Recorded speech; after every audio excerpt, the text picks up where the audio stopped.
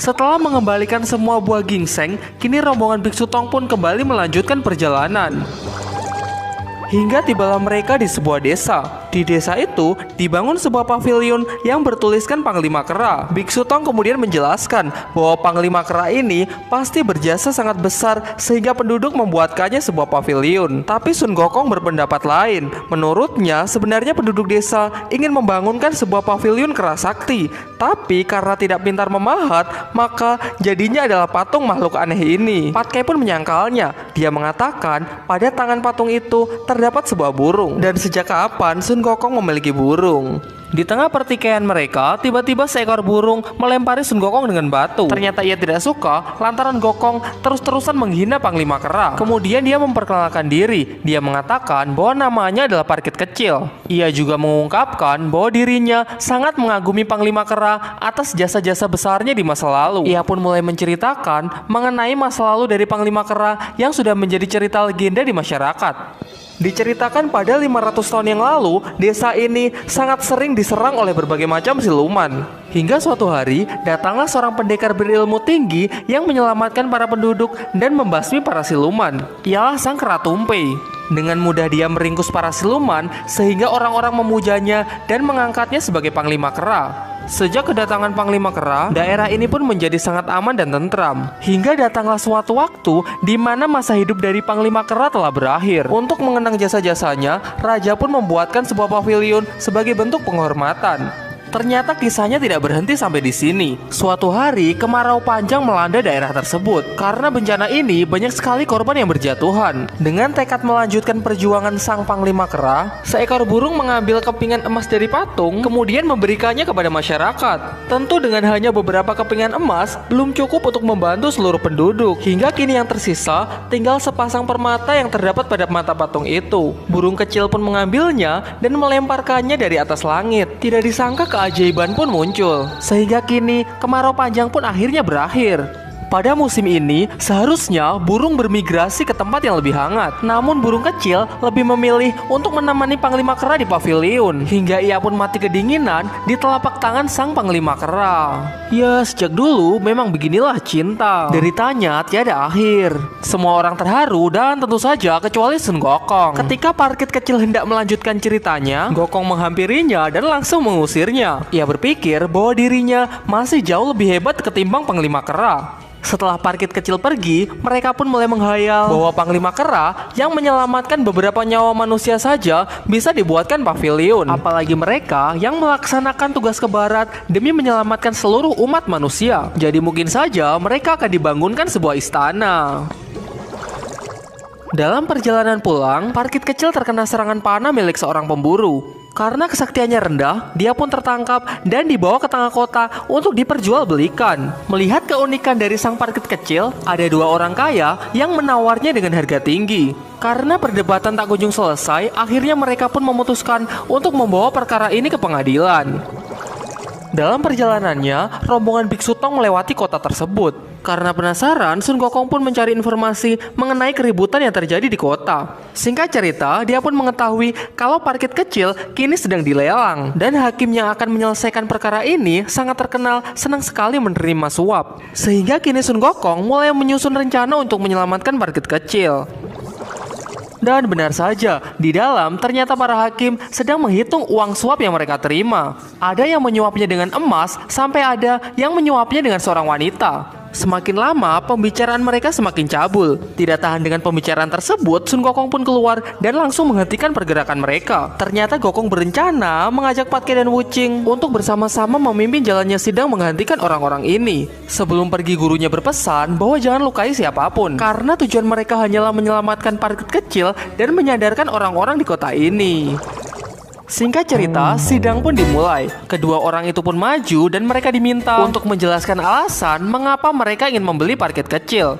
Orang pertama mengatakan bahwa dia sangat kagum kepada Parkit Kecil. Dia ingin merawatnya dan akan melepaskannya di hari yang baik, sehingga keluarganya mendapatkan berkah. Ragu dengan ucapannya, Gokong pun menggunakan ilmu sihirnya untuk membuat orang itu berkata jujur. Ia pun mengungkapkan bahwa dia ingin memilikinya dan tak ingin melepaskannya. Ternyata dia berniat menikahinya dan menjadikannya istri muda.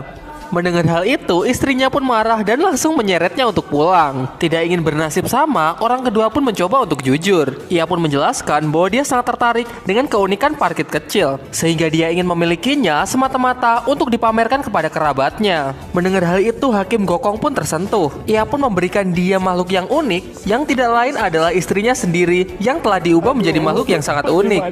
Patkai, tampaknya orang ini tidak senang. Bagaimana? Ku tambah lagi hadiahnya. Hei! Istriku. Ada sekali lihat itu. Setelah itu, mereka bertiga pun langsung menunjukkan wujud aslinya. Biksu Tong pun juga muncul untuk menceramai orang-orang ini. Namun nampaknya orang-orang ini sama sekali tidak mau mendengarkan, sehingga Sun Gokong lah yang harus turun tangan. Kami akan melakukan perjalanan ke barat untuk mengambil kitab suci. Kalau kalian banyak sembahyang, tentu akan memperoleh banyak berkah dan perlindungan. Tidak hanya bisa menyelamatkan parkit kecil, mereka pun merasa sudah mencerahkan orang-orang di tempat ini.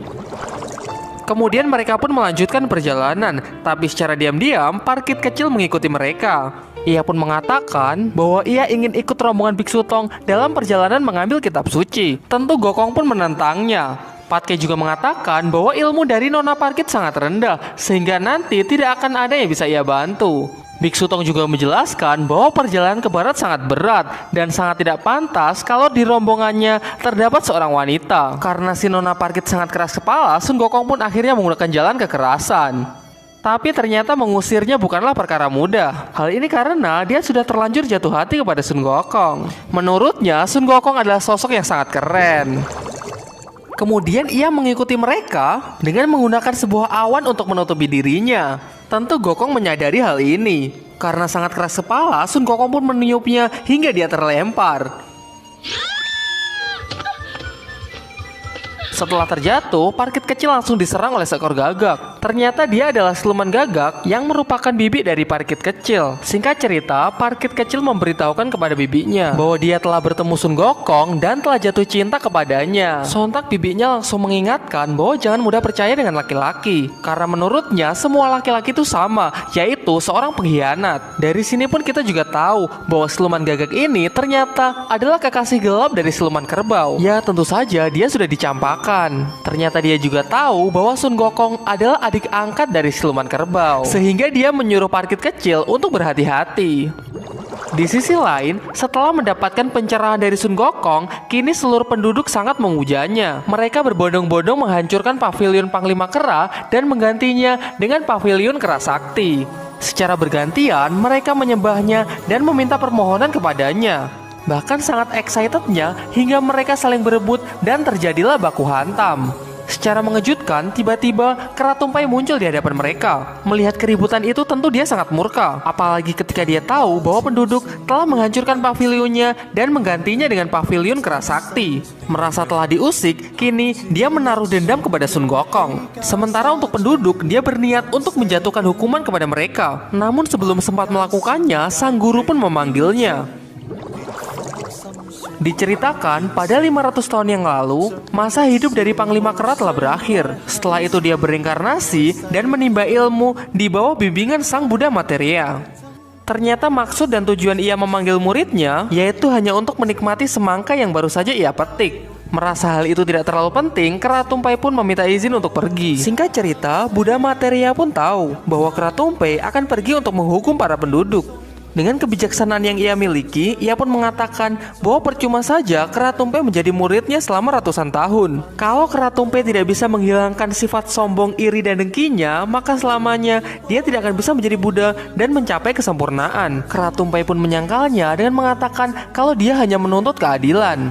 Dia pun malah mempertanyakan kenapa Sun Gokong yang membakar catatan hidup dan mati serta mengacaukan kayangan malah mendapatkan tugas mulia untuk mengambil kitab suci. Tidak ingin berdebat dengan muridnya, dia pun menyuruh Kera Tumpai untuk menyalin kitab demi menenangkan pikirannya. Selang beberapa waktu, Dewa Alis Kuning pun muncul. Ia merupakan kakak seperguruan dari Kera Tumpai. Singkat cerita, sang adik pun menceritakan mengenai masalah yang sedang ia alami, khususnya rasa dendamnya kepada Sun Gokong. Tapi bukannya menenangkan, Dewa Alis Kuning malah memanas-manasinya. Ia mengatakan bahwa sebenarnya Sun Gokong sama sekali tidak pantas untuk mendapatkan tugas mulia itu. Karena dari segi kemampuan, jelas Kera Tumpai masih lebih unggul. Mendengar hal itu, kini Kera Tumpai pun semakin berapi-api untuk segera membuat perhitungan dengan Sun Gokong. Baik, Aku akan menemui Sun Gokong untuk melihat seberapa hebat dia. Di sisi lain, rombongan Biksu Tong masih melanjutkan perjalanan hingga tibalah mereka di sebuah gunung yang sangat tinggi. Dan Biksu Tong mengatakan kalau dia sama sekali tidak asing dengan gunung ini. Untuk memastikannya, dia pun mendekat sampai ke kaki gunung. Dengan yakin ia mengatakan bahwa gunung ini adalah Gunung Ling, di mana di atas puncak terdapat kuil lain. Mendengar hal itu, tentu Patki dan Wuching sangat gembira karena pada akhirnya mereka telah sampai di tempat tujuan. Berbeda dengan mereka, Sun Gokong sama sekali tidak yakin. Ia pun mengingatkan mereka kembali bahwa untuk menempuh perjalanan ke barat, mereka haruslah melewati 33 rintangan dan 99 kesulitan. Dihitung dari jarak maupun waktu, mustahil mereka akan tiba secepat ini. Dan meskipun Gokong sama sekali tidak mencium hawa siluman, hal ini justru sangat berbahaya karena ada kemungkinan siluman ini memiliki kesaktian yang sangat tinggi. Namun Biksu Tong tidak mempertimbangkan hal itu. Dia masih yakin kalau di atas sana Buddha Rulai sudah menunggunya. Ya, tidak ada pilihan lain selain Gokong menuruti permintaan gurunya. Seakan-akan ucapan Gokong salah, ternyata di atas sana benar-benar ada kuil lain. Begitu masuk, mereka juga langsung disambut oleh Buddha Rulai. Semua bersujud kecuali Sun Gokong. Dia pun mengajukan pertanyaan kepada Buddha Rulai yang dia yakin bahwa Buddha Rulai yang aslilah yang bisa menjawabnya. Sun Gokong, masa kau tidak bisa melihat siapa aku?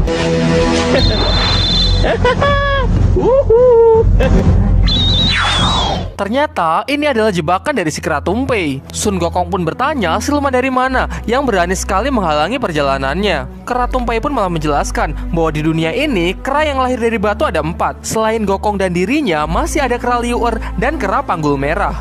Dia juga mengungkapkan bahwa di kehidupan sebelumnya dia adalah sang panglima kera. Di kehidupan sekarang, karena banyak berbuat kebaikan, dia pun diangkat menjadi dewa kera di bawah bimbingan sang Buddha Materia. Selama berabad-abad, ia dan Gokong menempuh jalan masing-masing. Mereka sama sekali tidak ada sangkut pautnya. Hingga suatu hari, Gokong pun menghasut penduduk desa untuk menghancurkan pavilion Panglima Kera dan malah menggantinya dengan pavilion Kera Sakti. Ditambah lagi, Gokong di masa lalu banyak sekali membuat kekacauan. Menurutnya, Sun Gokong sama sekali tidak pantas untuk mendapatkan tugas mulia mencari kitab suci. Sehingga seharusnya tugas mulia itu diberikan kepada Kera Tumpei, yang dari segala aspek masih jauh lebih unggul ketimbang Sun Gokong. Mendengar hal itu, Sun Gokong sama sekali tidak respect. Ia malah mengatakan bahwa ternyata Kera Tumpei ini seperti wanita saja yang suka sekali memperhitungkan hal-hal remeh. Kalau memang benar begitu, Kera Tumpei tidak usah menjadi dewa, tapi menjadi wanita saja.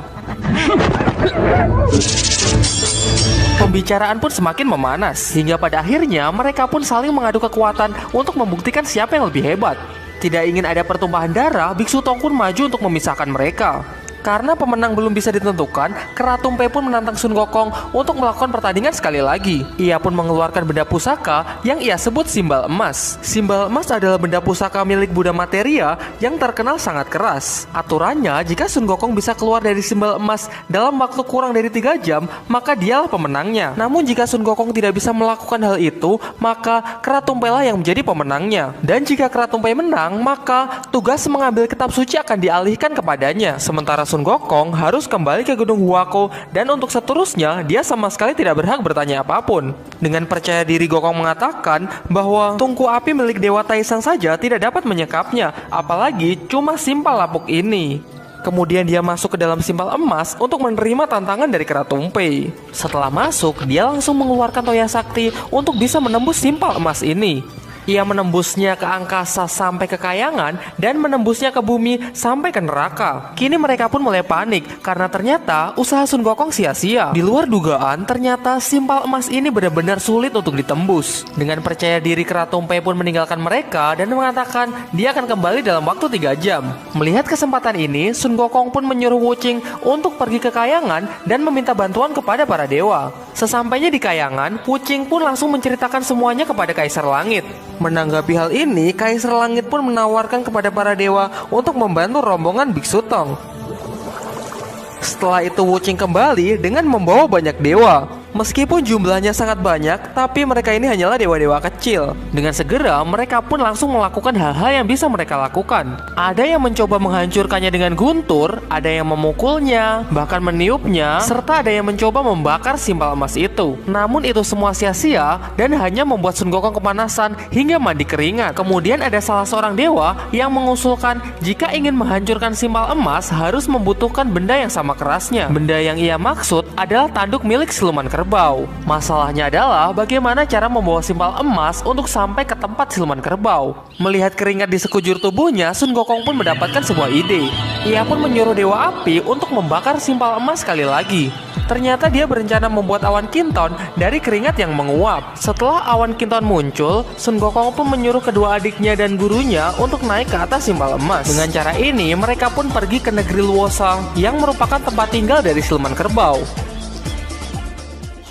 Di bab selanjutnya, simbal emas pun akhirnya bisa dihancurkan, sehingga Sun Gokong terbebas dan siap maju ke medan perang untuk melawan Keratumpe.